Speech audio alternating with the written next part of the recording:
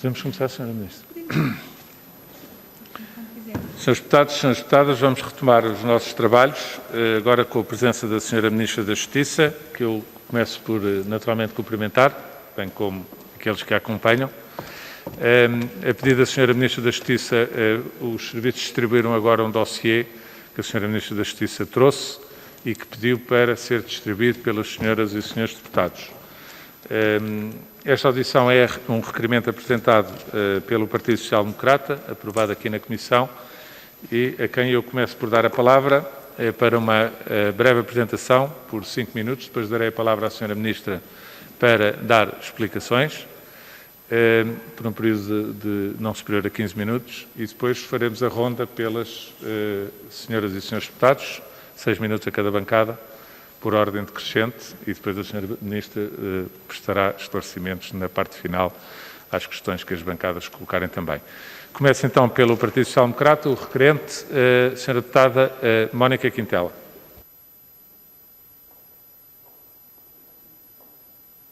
Muito obrigada, Sr. Presidente. Cumprimento com muita estima pessoal e consideração a Sra. Ministra da Justiça e creia que uma coisa é uma coisa, outra coisa é outra coisa e nada, obviamente, belisca as considerações pessoais que se têm.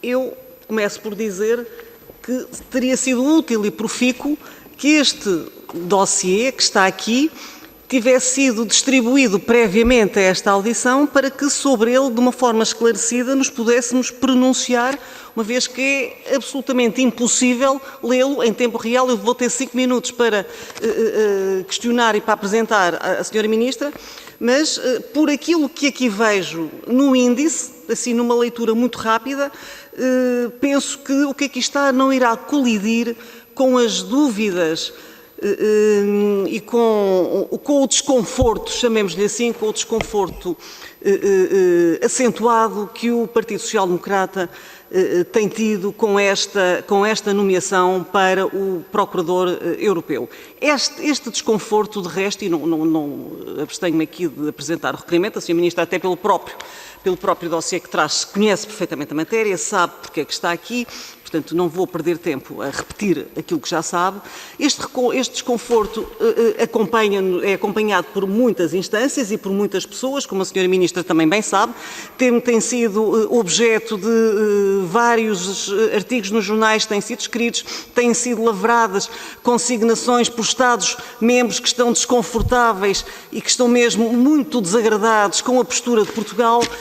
Portugal não poderia, de maneira nenhuma, do nosso ponto de vista, colocar-se ao lado da Bulgária, que todos nós sabemos como é que funciona, e a Sra. Ministra é Ministra da Justiça, faz parte do JAI, saberá muito melhor do que todos nós, que tem informação privilegiada, como funciona a justiça na Bulgária.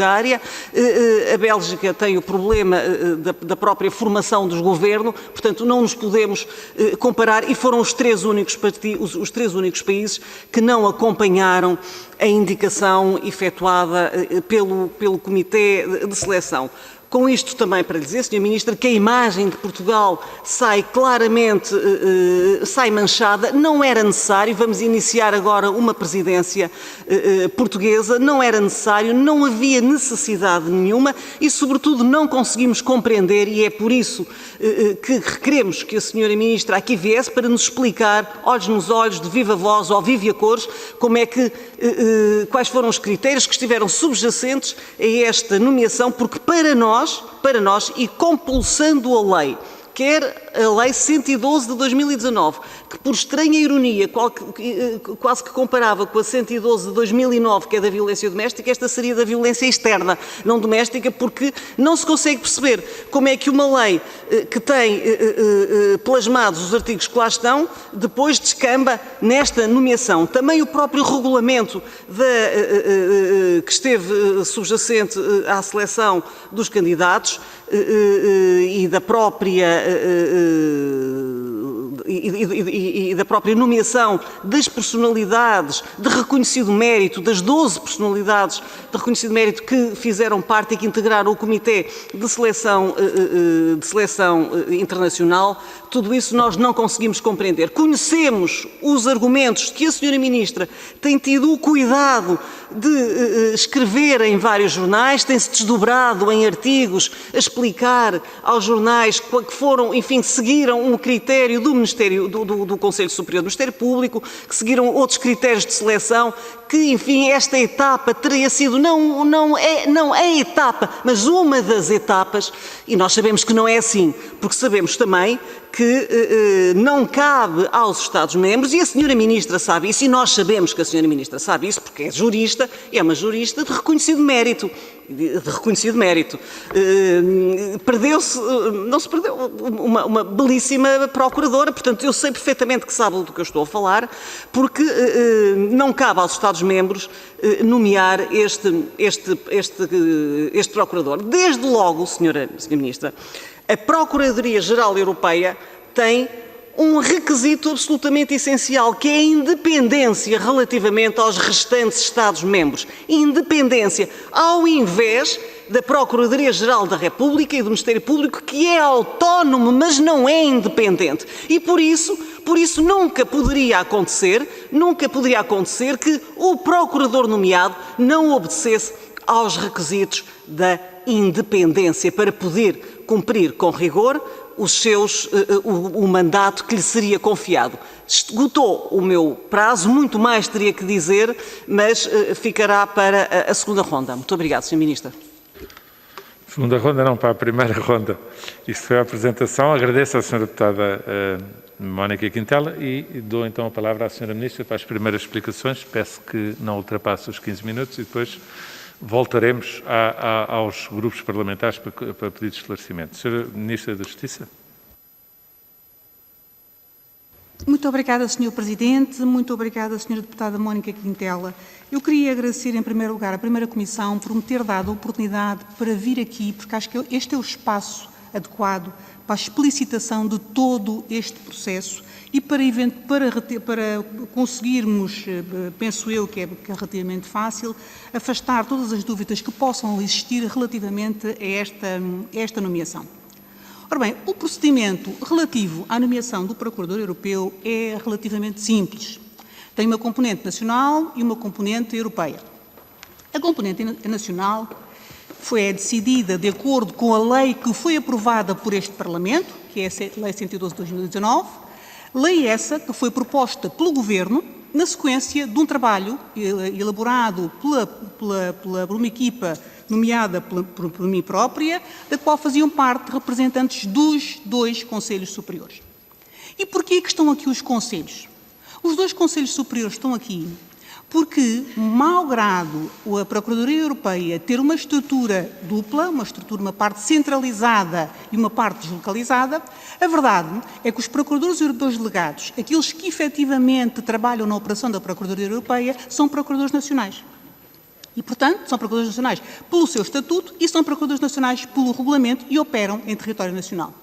E assim sendo, e tratando sobretudo de uma matéria, que é uma matéria relacionada com aquilo que é o coração da intervenção do Ministério Público e uma função essencial do Estado, realizar a justiça criminal, o entendimento do Governo foi o de que os dois conselhos, os dois órgãos constitucionais, que têm por missão a gestão da atividade das magistraturas e, no fundo, a preservação da respectiva autonomia e independência, deviam ter aqui um papel essencial a desempenhar. E nessa perspectiva, a proposta que foi feita foi obviamente acolhida pelo Parlamento e a proposta basicamente, a Lei 112, basicamente aquilo que diz é que os candidatos interessados, portanto que se dá notícia da abertura da vaga, que os candidatos interessados se inscrevem para um processo, que é um processo de seleção e graduação, que é feito pelos conselhos, que ocorre no seio dos conselhos. São os conselhos que organizam este processo. E assim foi. De facto, aberto o concurso, noticiada em janeiro, penso que foi em 5 de janeiro, foi no dia 2 de janeiro, creio eu até, que saiu no Diário da República o aviso da publicação da nomeação, da abertura de vagas para o lugar de Procurador Europeu, que, perdoa-me agora aqui este parênteses, o Procurador Europeu que nós estamos a falar não é um procurador operacional de linha, é alguém que está na cúpula da Procuradoria Europeia, tenhamos atenção a isso, e que, portanto, de acordo também com o regulamento, deve reunir condições para desempenhar no seu país as mais altas funções no sistema judiciário. Esta nota é capaz de ser importante ficar aqui no ar, nesta Assembleia. Portanto, há uma primeira fase, que é a fase de seleção e graduação interna, que decorre de acordo com a lei, como vem, não há nenhuma divergência entre aquilo que está previsto na lei e aquilo que efetivamente aconteceu. A seguir a isso, houve 4 candidatos que foram selecionados, 3 pelo Conselho Superior do Ministério Público e 1 pelo Conselho Superior da Magistratura. Estes candidatos foram, também de acordo com a lei portuguesa, submetidos à audição e parecer aqui na Comissão dos Assuntos Europeus. Feita essa audição, a indicação que foi dada ao Governo foi no sentido de que todos os candidatos reuniriam as condições, embora houvesse 2 que se demarcavam por um aspecto particular. Eram 2 pessoas que tinham experiência de trabalho em ambiente internacional. 2 candidatos nestas condições. Portanto, esse resultado é-nos comunicado, é comunicado ao Ministério dos Negócios Estrangeiros e, portanto, o Governo aquilo que faz é envia estes 3 candidatos, portanto, exclui um primeiro, que pelo seu próprio currículo, não tinha uma ligação muito próxima com a investigação criminal e, portanto, ficaram 3 candidatos esses, que são obviamente enviados então para as instituições europeias e que são submetidos à avaliação por um painel. Ora bem, nos termos do regulamento, e eu queria dar nota de que aquilo que trago não é para nenhuma preparação para os senhores deputados, é apenas para podermos ir acompanhando, ou seja, para eu poder documentar tudo aquilo que digo e não haver dúvidas sobre as afirmações que estou aqui a fazer. Ora bem, nos termos do regulamento que aprova a Procuradoria Europeia, o artigo 16, número 2, este painel, que é um painel de seleção, efetivamente formado por pessoas nomeadas a partir com origem nos vários Estados-membros e, obviamente, serão pessoas de reconhecido mérito, este painel tem, de acordo quer com o regulamento, quer depois com o ato que o executa, que é também um ato interno da União e que eu trago aqui para os senhores deputados, esta decisão que está aqui a seguir ao regulamento, que é a decisão 2018-1699 do Conselho, diz expressamente isto. Este painel é um painel que classifica os candidatos em função das suas habilitações e experiência e indica uma ordem de preferência. Mas faz sempre a ressalva, tal como se faz no regulamento.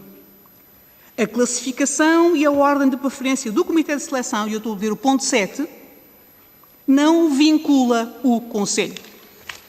Esta não vinculação foi uma opção política, foi uma opção dos órgãos da própria União.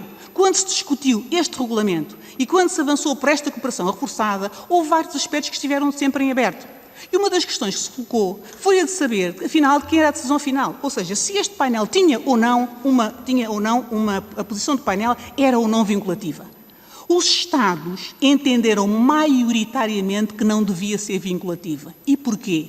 Porque consideraram que, sendo esta uma função, indo estes magistrados desempenhar uma função em nome da União, uma função pública em nome da União, a legitimidade para a respectiva nomeação cabia ao Conselho. É política, não é técnica. Portanto, este painel, que é um painel meramente técnico, não tem legitimidade para tomar decisões finais. A decisão final é do Conselho.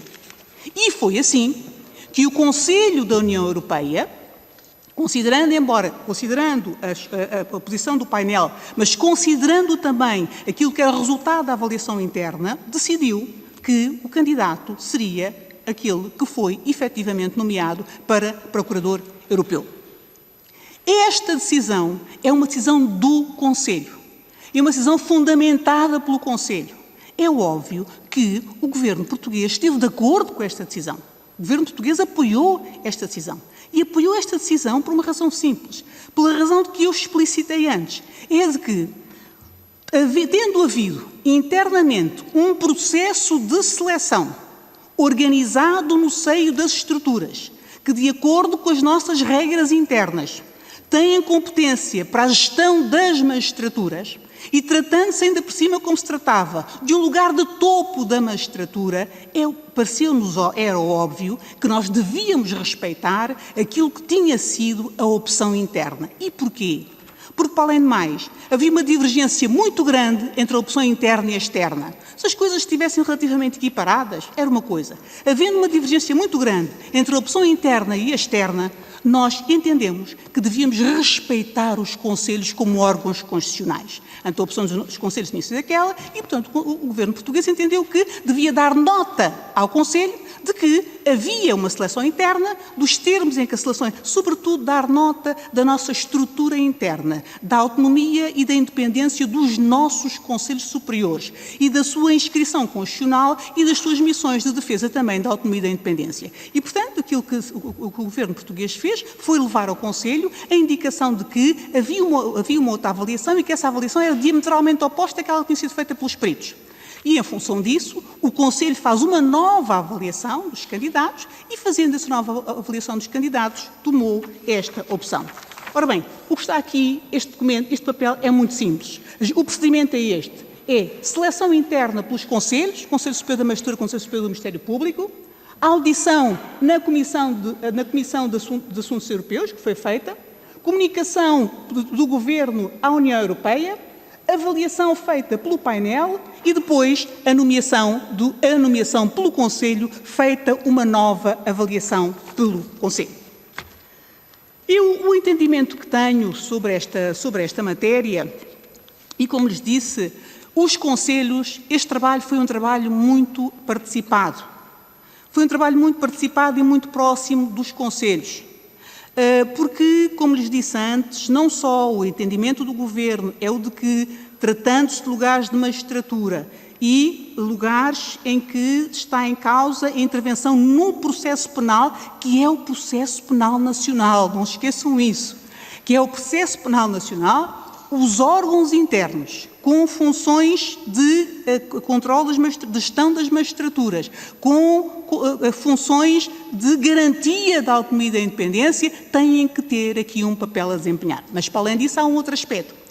A Procuradoria Europeia, quando a senhora deputada falou da questão da independência, de facto, a exigência de independência que nós temos no regulamento não tem tanto a ver com os nossos conceitos de autonomia e de independência, estes conceitos internos que nós temos em Portugal, mas tem a ver com outro aspecto.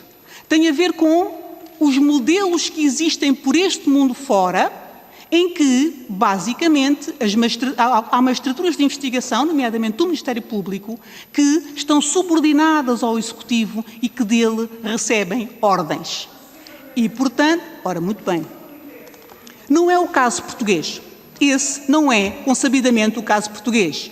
O que, no caso português, o Ministério Público português é, desde 1976, portanto, ou seja, do primeiro estatuto, considerado das magistraturas do Ministério Público a quem mais autonomia é reconhecida. O modelo português foi o modelo adotado pelo Conselho da Europa e foi o modelo que se procurou exportar, que o Conselho da Europa procurou exportar para todos os países que fizeram a transição democrática, senhora deputada.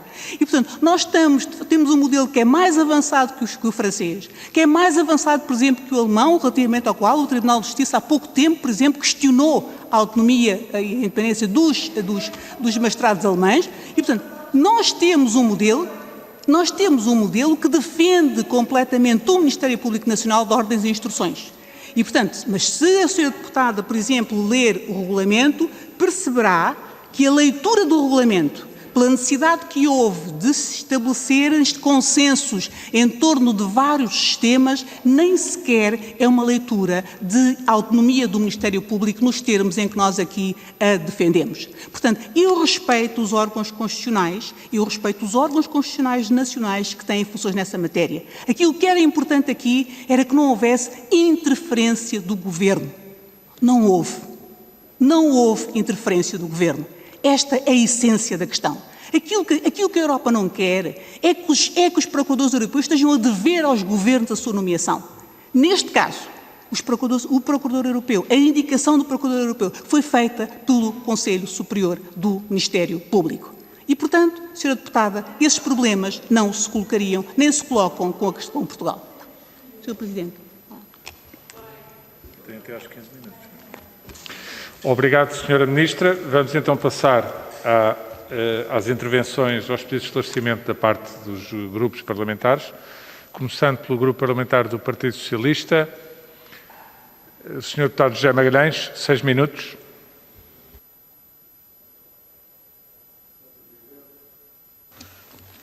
Senhora Ministra da Justiça, senhoras e senhores deputados, o requerimento do PSD tinha-nos provocado perplexidade. Agora a perplexidade transforma-se em estupefação, porque o desconforto do PSD só pode resultar de não ter lido a documentação, lido e percebido, a documentação que agora nos relembrou a Senhora Ministra.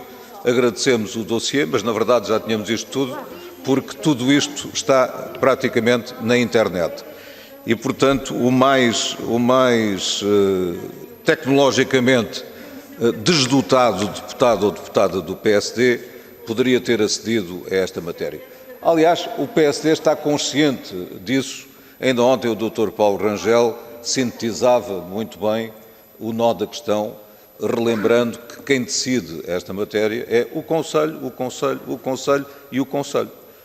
E, portanto, acho que devem chamar o Conselho, enfim, todos juntos e com máscara, para explicarem a teoria da conspiração que inventaram e que andam a espalhar proficientemente.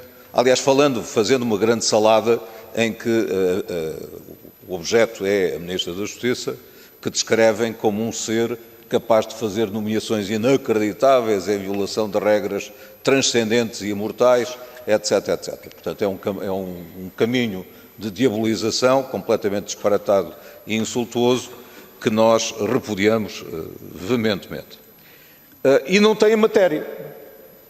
Esfumou-se em poucos segundos toda a estardalhaça da bazuca da sua deputada Mónica Quintela, porque o desconforto do PSD resulta de uma transleitura, de uma má leitura, de uma leitura tendenciosa, de uma leitura abusiva e, na verdade, insultuosa da inteligência média. Ou seja, lendo-se o regulamento 2017-1939 do Conselho, verifica-se que há estruturas nacionais, de facto, mas eu não sei se querem transpor para a ordem interna uma estrutura daquelas para ser aplicada ao Ministério Público, vigiado por comitês permanentes e prestando contas aos comitês permanentes.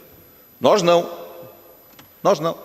Veremos, aliás, como é que funciona este sistema em que a Procuradora-Geral não tem praticamente poderes nenhuns no que diz respeito aos processos em concreto.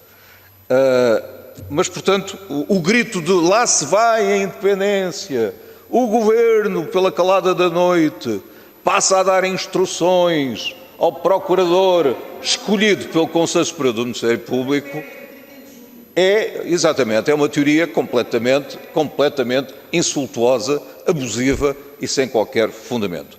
É um processo de intenções, como está descrito nos manuais. O Conselho não está vinculado à seleção feita pelo painel de sábios.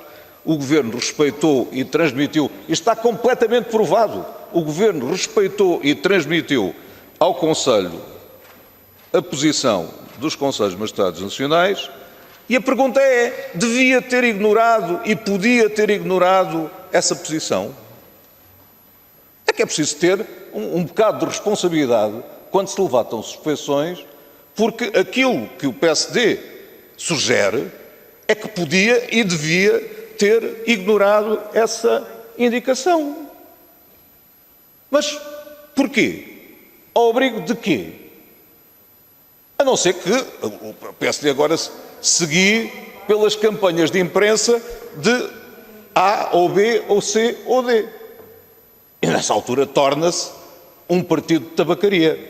Isto é em função dos títulos de jornais, como disse o Dr. Rui Rio, que passa a fazer os seus juízos de caráter político. Não o acompanharemos nisso. Como relembrou a Sra. Ministra, o Ministério Público português não obedece a ordens do Executivo desde 76 e um dia destes deixará até de ser advogado do Estado. Essa hipótese não está fechada e, se calhar, livrar-nos-á de várias complicações, porque quando é advogado do Estado é óbvio que tem que perguntar ao Estado o que quer em determinadas ações. Mas é ignorar completamente o que é o edifício criado no Regulamento de 2017 de 1939. E não podemos fazer isso. Não pode a Sra. Ministra fazer isto. Portanto, gostava de lhe dizer, em nome desta bancada, que tem todo o apoio do Governo para a aplicação do Regulamento e da lei que aqui foi aprovada, nenhum apoio para qualquer atitude divergente em relação ao Regulamento, que é uma coisa que também não passa pela cabeça do Ministério da Justiça português. E declaramos que, feita esta audição e este debate, não gastaremos nem mais um centímetro cúbico de palavra dedicada a esta matéria, porque achamos que nada pior do que uma campanha que se fundamenta em zero ser replicada, continuada e continuada e continuada. Parece que apresenta um projeto de lei. Que apresentem um projeto de lei que mostre que caminho é que queriam seguir, gostariam de seguir e assumam. Ou até uma alteração do regulamento. O Dr. Paulo Rangel é deputado europeu. Claro que os deputados europeus não têm competência legislativa, a não ser para acompanhar iniciativas da Comissão, etc. Mas esse tema continua em aberto. Se o regulamento funcionar mal, há de ser revisto. Mas julgo que neste ponto nunca. Obrigado, Sr. Deputado. Dou agora a palavra à Sra. Deputada Mónica Quintela. Também 6 minutos. Obrigado, Sr. Presidente.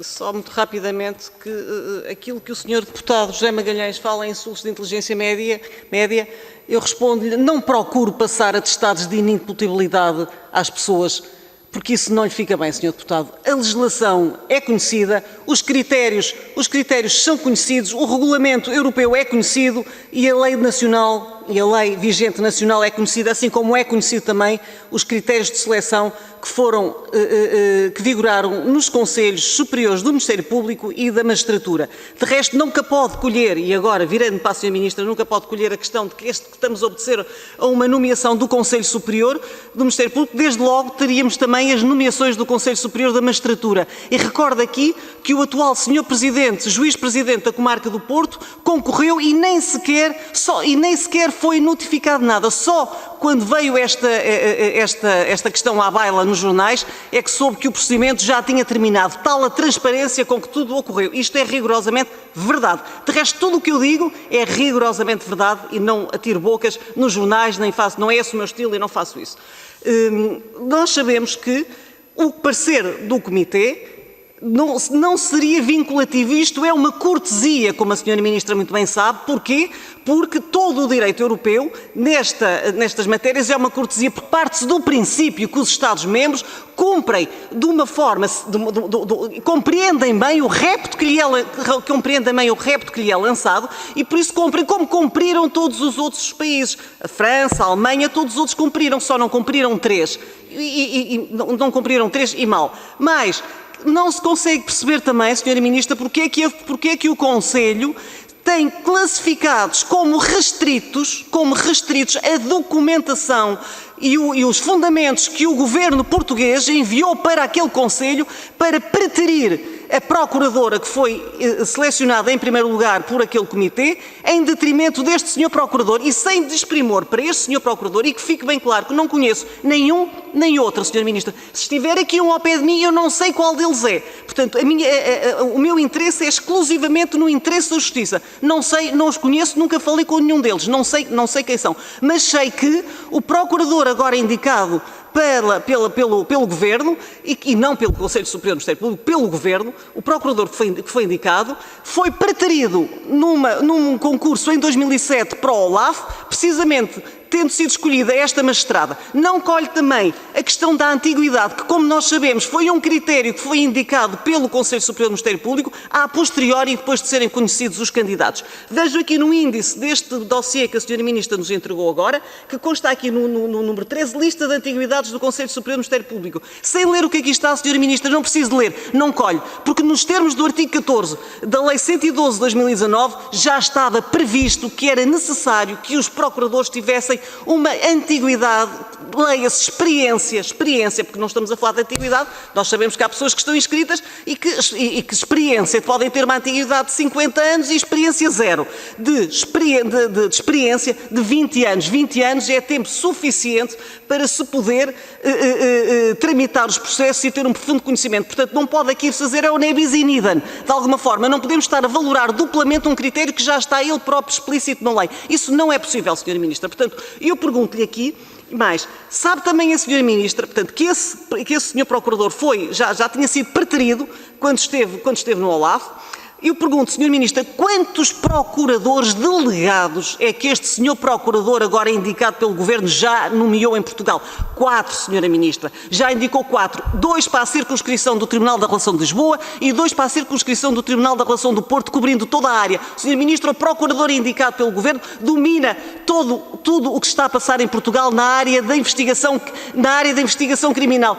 Com tudo o que isso implica, Sra. Ministra, com tudo o que isso implica, porque sabemos que são escolhas de nomeação, são escolhas de confiança. E quando as escolhas são de confiança e não se baseiam no mérito, tudo claudica e tudo está mal. Porque as pessoas ficam empatadas, Sra. Ministra, têm algo empatado, estão a dever alguma coisa. E o Governo tem sido pródigo. E esta mensagem que tem sido cristalina a transparecer e a passar tem sido pródigo a dizer que quem cumpre fielmente os seus mandatos com zelo e mérito tem um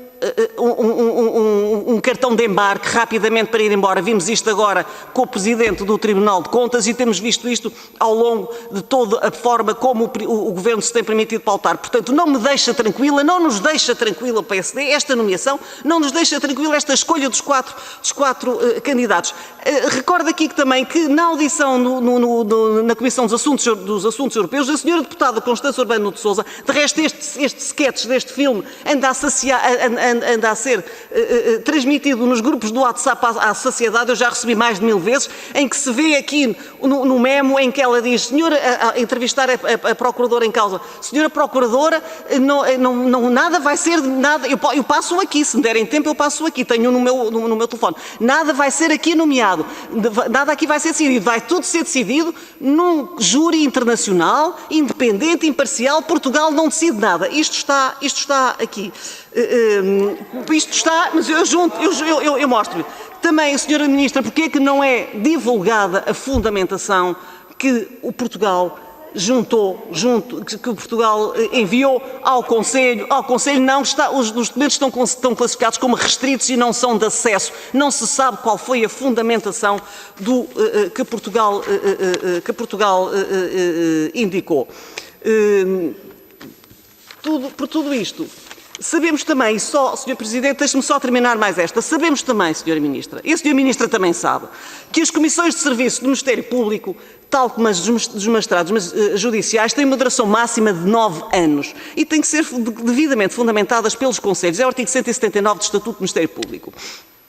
E este senhor magistrado que foi indicado já está há 13 anos fora do país, que serão 16 anos se cumprir esta nomeação que está agora em curso. Senhora Ministra, não lhe parece que são demasiados anos fora de uma ordem jurídica nacional para ingressar numa carreira? Qual é o fundamento, que também não consigo perceber, qual é o fundamento para serem ultrapassados quase no dobro os 9 anos permitidos para 16? Que prerrogativas este senhor magistrado, além da confiança política e pessoal dos membros do Governo, e que serão aqui censuráveis, que prerrogativas este senhor magistrado tem relativamente aos outros para ter sido preterida uma magistrada de mérito que venceu o concurso? Senhora Ministra, razões ponderosas tem que ter acontecido, porque Portugal não teria comprado esta guerra. Tem de concluir, senhora vou já deputada. concluir. Teria indicado, como deveria ter feito, a magistrada que ficou indicada em primeiro lugar e que a senhora Ministra conhece e que trabalhou com ela no TCIAP e que várias vezes a louvou. Muito obrigado. Tenho muita pena de não ter mais tempo, tantas coisas para dizer. Muito obrigado, Sr. Ministro. Obrigado, senhora Ministra. Dou agora a palavra ao Sr. Deputado José Manuel Pureza. Muito obrigado, Sr. Presidente. Quero cumprimentar em meu nome pessoal e em nome do Grupo Parlamentar do Bloco de Esquerda a Sra. Ministra da Justiça e as pessoas que a acompanham. Queria juntar apenas 3 notas e terminar com uma questão. A primeira nota é que parece evidente que não há um caso jurídico neste problema, digamos assim. Ou seja, as regulamentações, quer nacionais, quer comunitárias, nesta matéria foram devidamente cumpridas e, portanto, não há nenhuma irregularidade do ponto de vista jurídico e, portanto, creio que isso é importante para início de conversa. Depois, a segunda nota é esta. O Sr. Deputado José Magalhães, há pouco, referia-se a uma estratégia de diabolização da Sra. Ministra, enfim, e eu queria dizer, em nome do Grupo Parlamentar que integro, que entre a diabolização da Sra. Ministra e a angelização, quer do Conselho Superior do Ministério Público, quer do Conselho Europeu, nós, Bloco de Esquerda, não escolhemos coisa nenhuma, com franqueza. Nós escolhemos uma análise que pretende ser objetiva, isenta e que não se exime a levantar problemas e também não cria problemas e não fantasia problemas para a agitação das massas. Ora bem, o que acontece, Sra. Ministra, é que, como agora se costuma dizer, na fita do tempo, há realmente uma seleção e ordenação feita pelo Conselho Superior do Ministério Público, isso é indiscutível, e há uma seriação e uma ordenação feita pelo painel europeu, chamemos-lhe assim, que foi em sentido diferente do Conselho Superior do Ministério Público. Nem a ordenação do Conselho Superior do Ministério Público, nem a ordenação do painel europeu são vinculativas, porque em última análise é o Conselho que decide. Portanto, a questão coloca-se no momento da decisão por parte do Conselho Europeu. Ora, o Conselho Europeu é, bem o sabemos, um órgão intergovernamental. Tem uma natureza intergovernamental, tem uma matriz intergovernamental. E, portanto, as suas decisões são decisões a que poderíamos chamar de caráter diplomático. É assim que as coisas são. Elas resultam sempre, desde as cotas do leite até à nomeação dos procuradores europeus, resultam de transações entre os Estados-membros. É sempre assim, essa é a natureza desse órgão. Ora bem, é aqui que se coloca o problema. O Governo alega em favor daquilo que foi a sua atitude de respeito pela posição do Conselho, alega que chamou a atenção, digamos assim, para a seriação e ordenação que havia sido feita pelo Conselho Superior do Ministério Público. Muito bem, tinha toda a legitimidade para o fazer. Como tinha também toda a legitimidade para seguir a ordenação feita pelo painel europeu. Portanto, não há nem anjos nem demónios em nenhuma das instituições de suporte ou das instituições de parecer sobre esta matéria. Bom, diz-se, o Conselho Europeu decidiu e o Governo respeitou. Convenhamos, é uma análise um bocadinho formal das coisas, porque, na verdade, como volto a dizer, o Conselho Europeu decide, naturalmente, em função daquilo que são interesses dos Estados-membros e que são posições dos Estados-membros.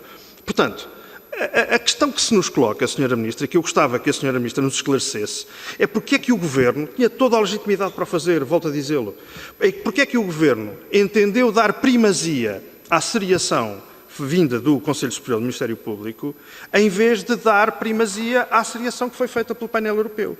Em qualquer dos casos, a legitimidade do Governo, para mim, é indiscutível. Agora, ela tem critérios, e esses critérios nós precisamos de os conhecer. E, portanto, teria valido a pena, creio eu, estamos a fazê-lo agora, ainda bem que o estamos a fazer, mas teria valido a pena que, em vez deste caso, digamos assim, em vez de ele ser um caso, artificial ou não, pouco me importa agora aqui dizer ou julgar, teria sido positivo do nosso ponto de vista que os critérios que presidiram à escolha do Governo entre o parecer do Conselho Europeu entre o parecer do painel europeu e o parecer ou a ordenação, se quisermos, do Conselho Superior do Ministério Público, que esses critérios tivessem ficado claros. E é isso que eu lhe peço. Muito obrigado. Muito obrigado, Sr. Deputado. Dou agora a palavra ao Sr. Deputado António Filipe.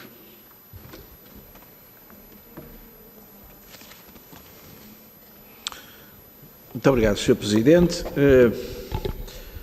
Nós entendemos que esta audição é útil, dado que foi criado, enfim, na opinião pública e na opinião publicada foram feitas imputações relativamente à regularidade ou à pertinência da nomeação que foi feita para o representante português, representante do Estado português como Procurador Europeu Nacional. E, portanto, é útil esta audição e, designadamente, também a documentação que nos foi fornecida sobre esta matéria. E, portanto, nós aqui somos confrontados com o seguinte, neste processo de escolha, que já aqui foi dito que compete ao Conselho Europeu, somos confrontados com uma posição do Conselho Superior do Ministério Público português, que faz uma determinada ordenação dos candidatos, e depois um painel de seleção feito por um comitê existente nos termos do regulamento relativo à Procuradoria Europeia. Ora bem, portanto, não há dúvidas de que quem fez a nomeação é quem tinha de fazer, o Conselho, é isso que está previsto, mas vamos ver o seguinte. Portanto, o Conselho Superior do Ministério Público é uma entidade que, pela sua composição, mereceu a confiança deste Parlamento. Aliás, importa lembrar que, quando da ainda recente discussão do Estatuto do Ministério Público, uma questão que foi discutidíssima foi a eventualidade de se alterar a composição do Conselho Superior do Ministério Público. Chegou a ser aventada a hipótese de não haver uma maioria de magistrados do Ministério Público, e isso foi completamente rejeitado por esta. Aliás, até chegou a ser, houve um processo de greve no Ministério Público, caso fosse feita alguma alteração à composição do Conselho Superior do Ministério Público.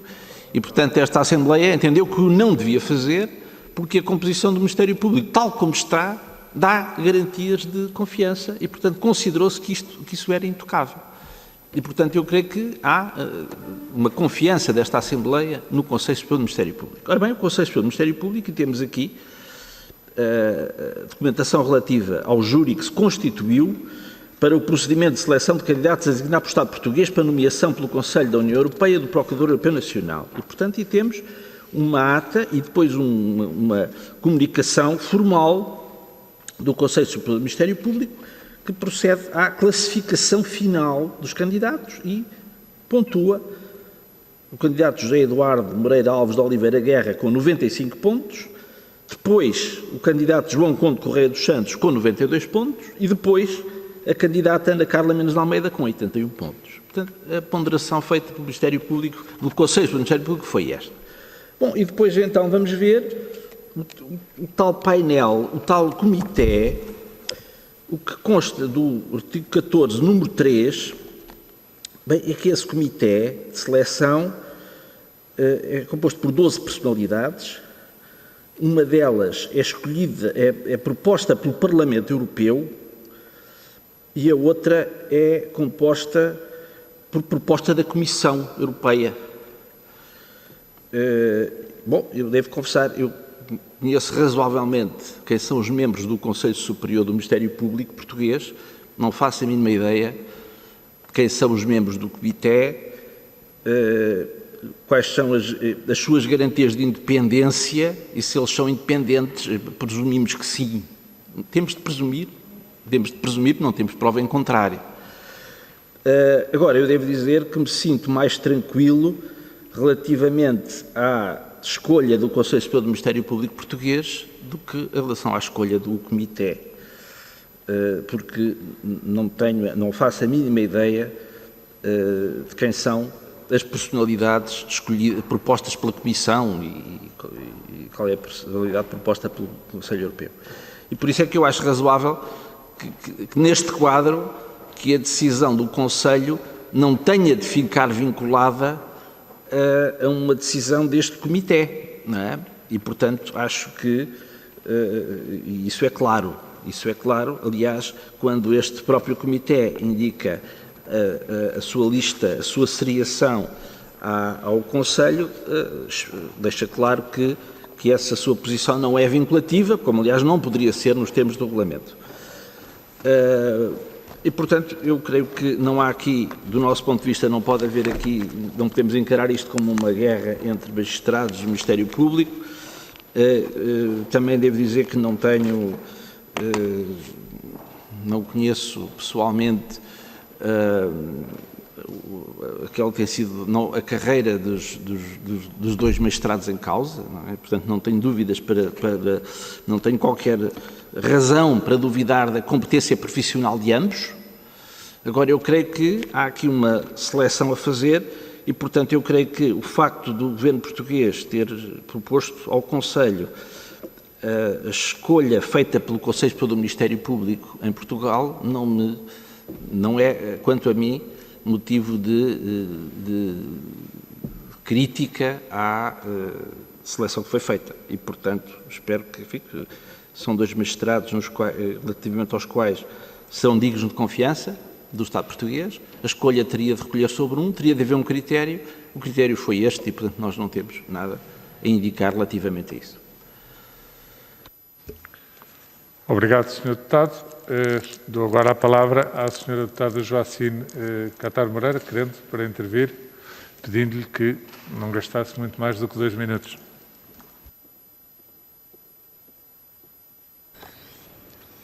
Sim, senhora. Portanto, eu iria iniciar por cumprimentar a senhora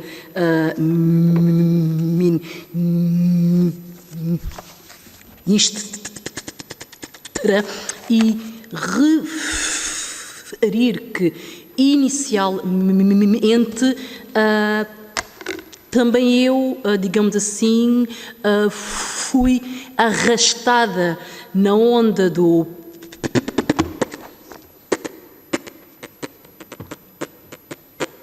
PSP, exatamente porque eu não tinha ainda os elementos necessários a isto, mas rapidamente, mal iniciei a ver as notícias e os artigos e os regulamentos e por ali fora, foi-me mais ou menos óbvio, não é, digamos assim, de que o Estado não estava a incorrer em nenhuma ilegalidade, nem estava, digamos, a interferir negativamente autocraticamente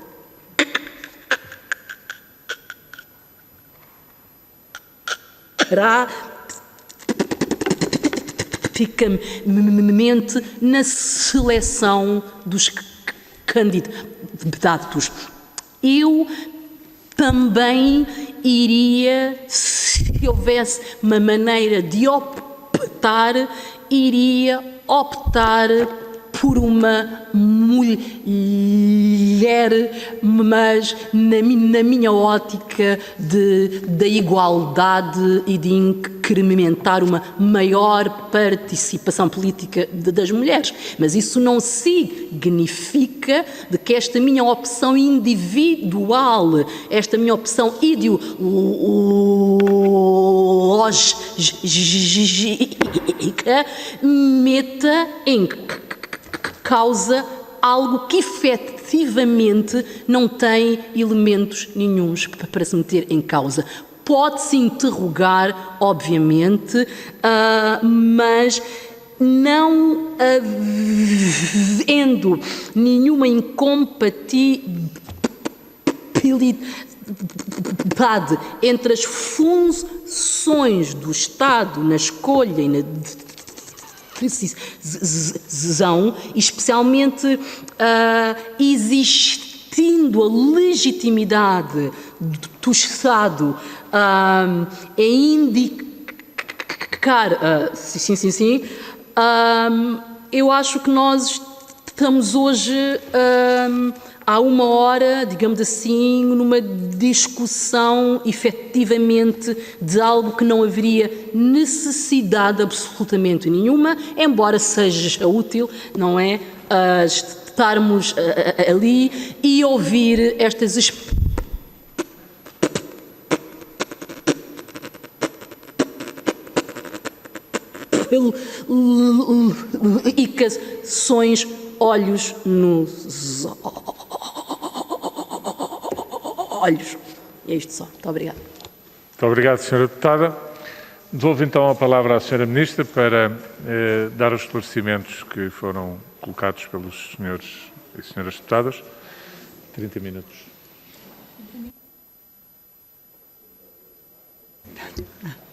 Muito obrigada, Sr. Presidente. Muito obrigada, senhoras e senhores deputados, pelas questões que me colocaram e que me permitem, penso eu, nesta Câmara, dar de uma vez por todas os esclarecimentos que estabilizem este processo de eleição do representante português na Procuradoria Europeia. E estabilizem também porque gostava de chamar a atenção para a circunstância de o clima que se gerou em torno da nomeação objetivamente estar a fragilizar a representação portuguesa na Eurojust. O que é grave, o que é muito grave. E, portanto, eu espero que hoje, a partir dos esclarecimentos aqui prestados, seja possível a todos os que aqui estamos, e obviamente estamos todos de boa fé, e na posse da documentação que está disponibilizada e de outra que é possível disponibilizar. Eu, aliás, farei mesmo questão de hoje ainda colocar toda esta informação em espaço público, na internet, para que as pessoas percebam e que as pessoas possam, por elas próprias, ajuizar da bondade ou maldade da decisão do Governo, mas eu esperaria que, a partir deste momento, com todos esclarecidos, que pudéssemos então deixar o Procurador Europeu trabalhar. É essa a grande função, a grande ideia é que a partir do final deste ano que a Procuradoria Europeia possa funcionar, vamos deixar a Procuradoria Europeia funcionar. Ora bem, foram colocadas várias questões às quais eu gostaria de responder concretamente para evitar pôr-me em deambulações que no fim não respondam às questões que me foram colocadas. Ora bem, Sra. Deputada Mónica Quintela, eu não gostaria aqui de discutir os critérios que o Conselho Superior do Ministério Público utilizou. Não me compete. O Conselho é um órgão constitucional, utilizou os seus critérios para definir o modo como ia fazer a seleção. Obviamente, as pessoas interessadas têm ao seu alcance os meios legais para impugnar as decisões do Conselho se entenderem que elas não são as mais adequadas. Portanto, eu penso que seria impróprio da minha parte vir aqui ao Parlamento discutir aquilo que foram as opções do Conselho, que é um órgão constitucional que eu respeito, tal como respeito o Parlamento. De qualquer modo,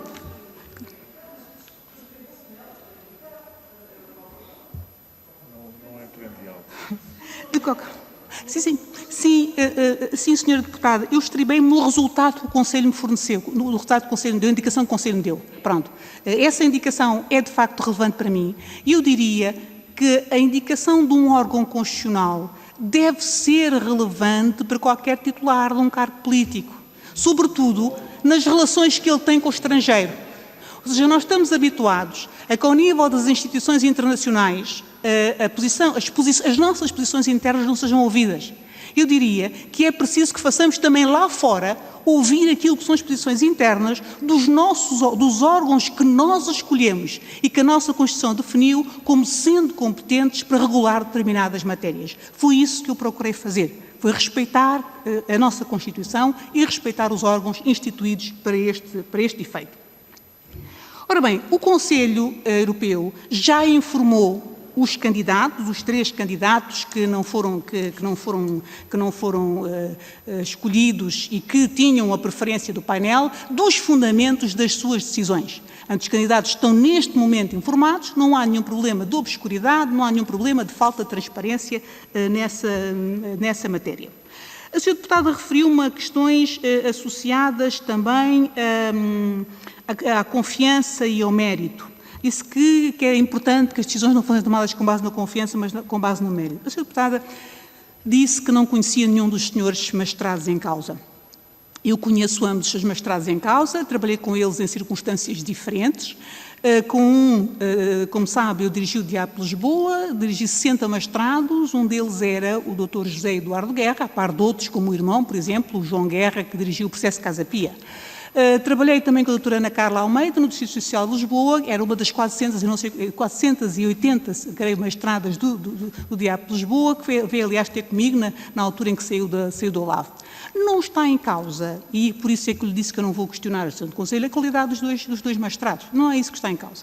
Aquilo que esteve essencialmente em causa, quando perante decisões radicalmente opostas, de 2 estruturas, eu diria que, eu penso que a estrutura nacional tem mais condições para fazer a avaliação de quem, porque repare, o Procurador Europeu Delegado é alguém que trabalha na cúpula, mas que trabalha na cúpula com gente que está no interior do país. E, portanto, tem que ter autoritas, tem que ter, de alguma forma, quem trabalha no interior tem que lhe reconhecer os sinais que são próprios de quem, no interior, pode exercer as mais altas funções do Ministério Público. Quem pode avaliar isso é o Conselho Superior. Porque é o Conselho Superior quem define quais são as pessoas que vão efetivamente ocupar os mais altos lugares na hierarquia do Ministério Público. E nessa matéria, eu acho que é preciso respeitar o Conselho, Sra. Deputada. Nós temos que respeitar as nossas instituições, porque quando deixarmos de o fazer, elas caem umas atrás das outras. E isso é um risco pesado para a democracia. Depois, Sra. Deputada, é óbvio que Portugal indicou, na altura em que, e penso que esta questão responde também ao Sr. Deputado José Manuel Pereza, é óbvio que a posição do Conselho, a posição que o Conselho de Justiça adotou foi a posição portuguesa. Portugal apresentou ao Conselho, digamos que a contradição entre 2 avaliações que eram obviamente feitas por estruturas que eram ambas respeitáveis, mas que eram totalmente contraditórias entre si. E na avaliação portuguesa, o que é que ponderou? Ponderou a circunstância de ser necessário que houvesse uma harmonia entre a Procuradoria Europeia e a Procuradoria Nacional. E que houvesse, de alguma forma, um mínimo de equilíbrio no que diz respeito à posição dos vários órgãos. É como lhe digo, o Procurador-Geral da República não tem, do ponto de vista da Constituição, nenhuma exigência. Ou seja, qualquer pessoa hoje pode ser nomeada Procurador-Geral da República. Mas isso não significa que, institucionalmente, se vai nomear Procurador da República um Procurador adjunto com 20 anos de serviço. Não, Sra. Deputada, não é assim que as coisas se fazem. Não é assim que as nossas instituições funcionam. E, portanto, nós temos que respeitar o modo de funcionamento das nossas instituições, a forma como vão extrair os dirigentes. Pronto, é um bocadinho como aqui no Parlamento, provavelmente os senhores não escolhem para Presidente do Parlamento um deputado recém-chegado ou um deputado com 2 anos de casa. Quando elegem um Presidente do Parlamento, vão à procura de alguém que tenha, obviamente, um passado e um histórico, não é? Pronto. É assim que as coisas sucedem. Ora bem, as comissões, Sra. Deputada, as comissões de magistratura, como sabe, há diferentes comissões de magistratura. E eu não acredito. Há comissões que são consideradas comissões internas e comissões externas. As comissões externas são, obviamente, comissões que se prendem com atividades que não relevam do core das missões das magistraturas. Mas são comissões internas e, como tal, consideradas atividades de magistratura. Todas aquelas que se prendem com o processo penal, com a articulação, por exemplo, as do Eurojust são tipicamente essas. Porquê? Porque os magistrados que estão no Eurojust têm uma função operacional. E a função operacional deles, como sabe, que decorre do regulamento Eurojust, consiste em articular a investigação em crimes graves e organizados, não só no interior dos próprios países, como, sobretudo, nas investigações transnacionais. Portanto, há aí uma atividade operacional permanente e, por isso, essa comissão é uma comissão de magistratura. Digo-lhe mais. Discutiu-se durante muito tempo qual seria a fonte de digamos, a base legal de constituição da Procuradoria Europeia. Durante muito tempo entendeu-se que devia partir da OLAF, devia nascer da OLAF. Mas depois, aquilo que os tratados disseram foi que a Procuradoria Europeia deveria nascer com base na Eurojust. É isso. E é essa hoje a fonte que legitima a criação da Procuradoria Europeia, é essa a base do tratado em que assenta a criação da Eurojust. Portanto, todos esses elementos funcionaram. Doutor José Manuel Pureza, talvez precise, Sr. Deputado, de dar uma explicação um bocadinho mais apurada para a questão que me colocou. Disse, e com toda a razão, que o Conselho Europeu é um órgão intergovernamental e que, obviamente, a posição do Conselho Europeu não foi tomada sem que houvesse uma posição prévia do Governo de Portugal. Sim, é verdade. O Governo de Portugal assumiu junto do Conselho Europeu alguma dificuldade associada à circunstância de haver duas ponderações que eram radicalmente opostas. E o que é que o Governo de Portugal disse mais? O Governo de Portugal entendeu que na análise curricular dos candidatos que estavam em causa, um dos candidatos estava bastante acima do outro. Aliás, se verificar, na análise feita pelo Conselho Superior da Magistratura, que tem pontuações, os dois magistrados têm uma diferença de 14 pontos percentuais. É muito. Mais do que isso. Se um dos magistrados, este lugar, que é o lugar de Procurador Europeu, que é o lugar de cúpula da Procuradoria, corresponde ao de Vice-Procurador-Geral, se assim se pode dizer, pronto, para este lugar exigia-se que os candidatos tivessem condições para ocupar os mais elevados postos a nível nacional. Diria que dos candidatos, como sabe, o concurso é voluntário, nenhum dos 3 candidatos teria essas condições. Mas havia um que estava mais próximo, e esse um foi o escolhido. Portanto, porque esse um está em 21º lugar como procurador. Quando eu falo da antiguidade, não falo da antiguidade como um posto, ou sequer como um conceito que por si só possa produzir algum fruto. Quando eu refiro à antiguidade, quero apenas dizer que há um candidato que está bastante mais próximo do que os outros de vir rapidamente a ter condições para ocupar os mais altos cargos da hierarquia da magistratura em Portugal. É basicamente isso que eu quero dizer.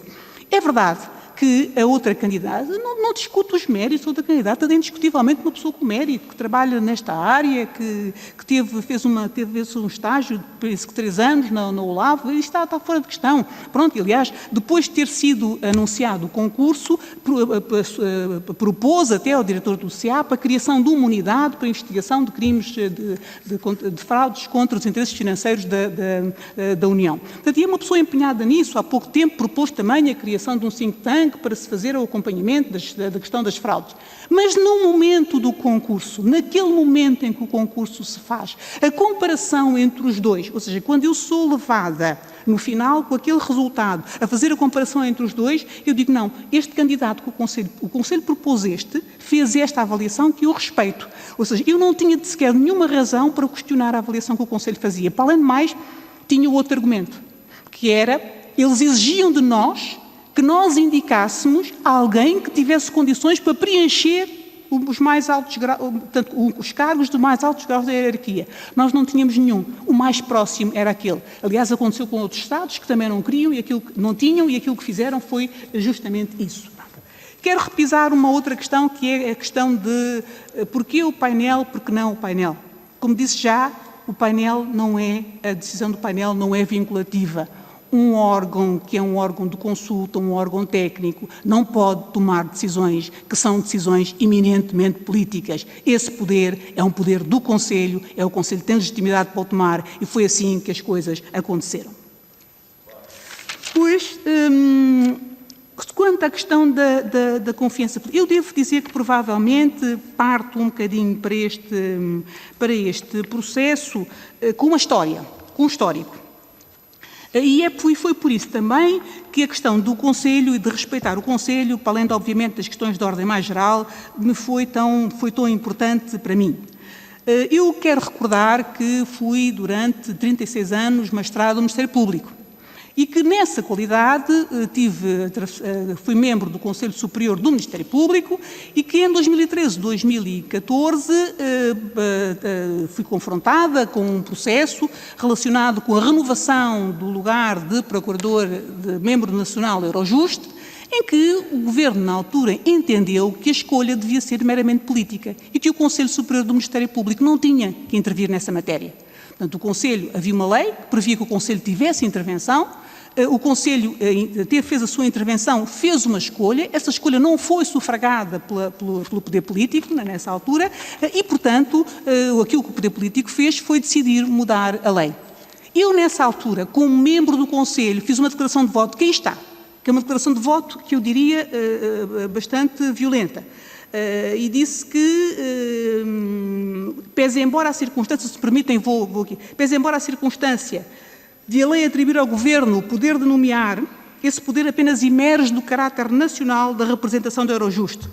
Não afasta os poderes do Conselho numa matéria que corresponde ao seu ADN, a gestão das carreiras dos magistrados. Os juízes na França são nomeados pelo Ministro da Justiça, mas após decisão do Conselho Superior da Magistratura. As questões da autonomia do Ministério Público não se colocam apenas em relação aos poderes de distribuição de serviço aos coordenadores.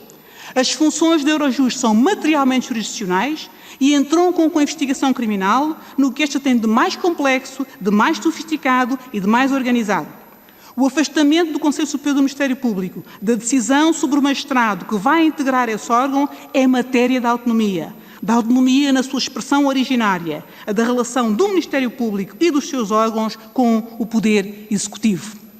E foi esta doutrina, se assim se pode dizer, que eu exprimi enquanto membro do Conselho, que respeitei depois enquanto membro do Governo. Há aqui também uma questão de coerência interna de quem intervém, de quem como agente intervém em dois, obviamente em qualidades diferentes, mas relativamente a uma matéria que tem uma identidade matricial.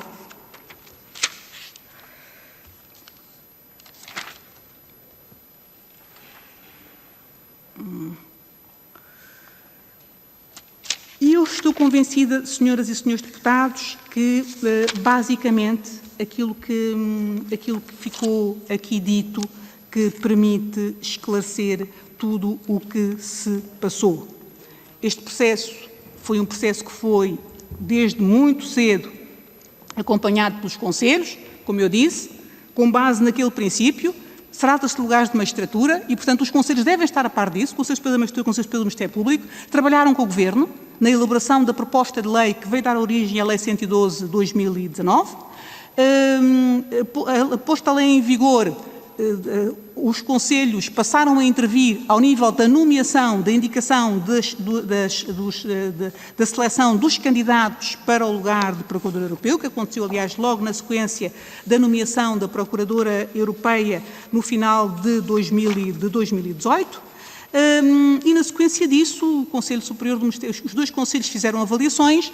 É óbvio que quando o Governo decide, há 4 candidatos, e o Governo, eu disse aliás logo no início, o Governo afasta um pela simples razão de que esse candidato não tem, do ponto de vista da experiência operacional na investigação criminal, o mesmo lastro do que os outros candidatos e, portanto, esse candidato é afastado, o Governo só tem que apresentar 3, apresenta os 3 candidatos, o Conselho apresenta os candidatos ao painel, o painel emite a sua opinião e faz a sua graduação.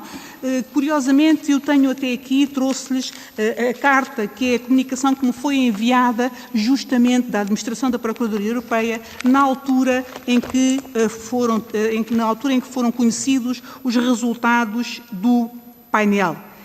E eu leio-a para elucidar melhor, talvez, o Conselho a respeito da forma como as coisas se passaram. E, basicamente, o que esta carta diz é: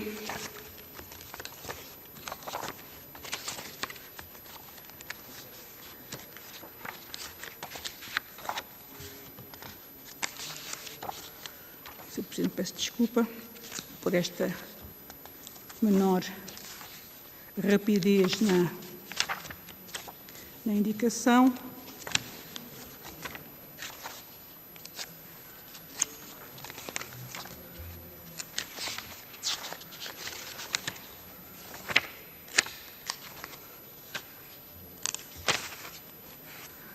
Esta carta essencialmente diz que o painel fez a avaliação dos 3 candidatos.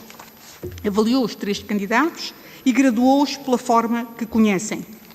E tem um parágrafo, no parágrafo último, em que expressamente sinaliza: esta ordenação não é vinculativa para o Conselho. E, portanto, esta não vinculação, é claro que se colocou aqui a questão de saber, mas porquê que só 3 Estados, Portugal, Bélgica e a Bulgária?